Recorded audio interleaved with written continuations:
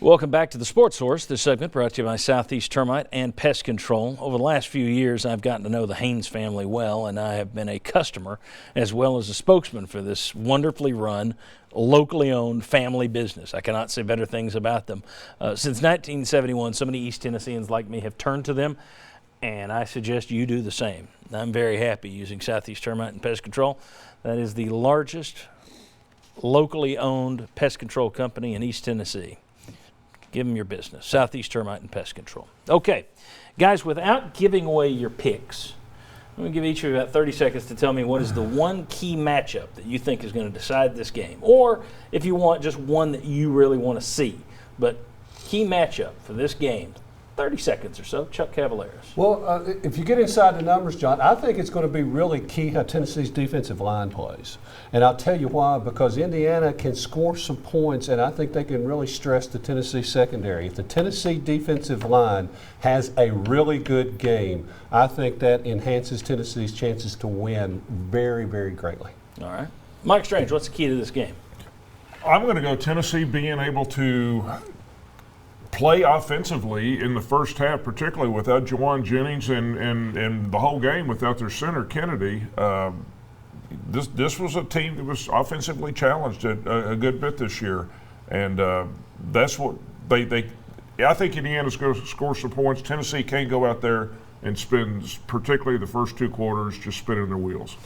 It was interesting. I don't know that there's anything you hang your hat on with Tennessee. I mean, maybe I guess big chunk play passes, which we'll talk about later. But I've noticed reading some of the Indiana coverage of this bowl game, they're all like, well, Tennessee's big run game. You got to worry about this big run game. It's a three-headed monster. Yeah. They didn't hang that. Vanderbilt was their best run game, that and BYU. You couldn't hang your hat on that all year. I don't know that Tennessee really has a thing, which may work in their favor against Indiana because they don't know what to focus on.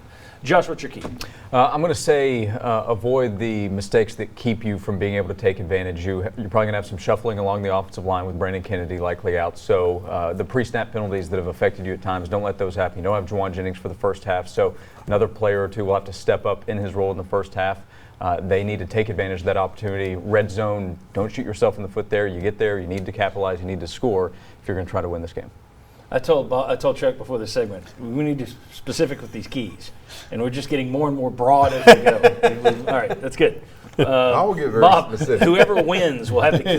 What's your key? The run game. Tennessee hasn't. It's funny that they said that, this three-headed monster. Oh, yeah. I'll just go with monster.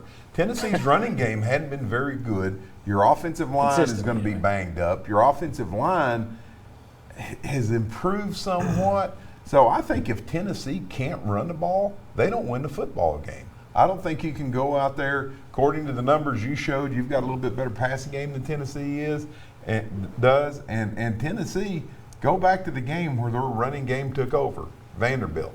And it took over for long runs. It wasn't like Tennessee said, okay, 5 yards, 6 yards, 4 yards, 8 yards. So I'm going to go Tennessee needs to run the football. Okay. Mine is going to be Tennessee's pass defense versus Indiana's passing attack. Let me go ahead and put this up here. Yes. If you're just by the numbers, I don't think Indiana's as good as Florida, okay? But if you're talking about efficiency, Florida is the best comp in the SEC, the best team, the best comparison that Tennessee has faced compared to Indiana. It's pretty similar passing attack by the numbers. And if you go back to Tennessee's game in September at Florida, they got picked apart. It looked bad. Now, that's 2 months ago. Your defensive line's playing better now. That was Bryce Thompson's first game back. He didn't look like he was in game shape. Alontae Taylor was in the doghouse. Warren Burrell started that game. So I'm putting a lot of caveats on that. But I do think if Tennessee can play the pass well, that pass rush, that defensive line, if they play well in the pass game, I don't see Indiana and Stevie Scott running to victory over Tennessee. So my thing I'm going to be watching is Tennessee's pass defense and pass rush against Indiana's pass attack. All right, Bob, you got to get out of here. Vikings play at 1, so I'm letting you be free. Give me your prediction though. I'm going to say, I've been Tennessee the entire time.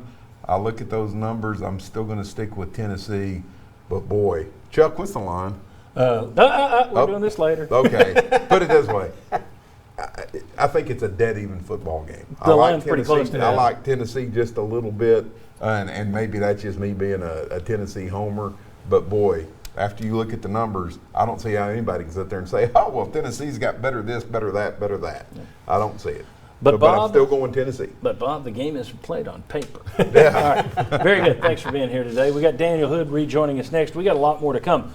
We're going to talk about some other areas of the game that might just decide the Gator Bowl. That's next. We haven't talked kicking game yet. We haven't talked fewest mistakes will win yet. We got all that next. Come on back on the Sports Source.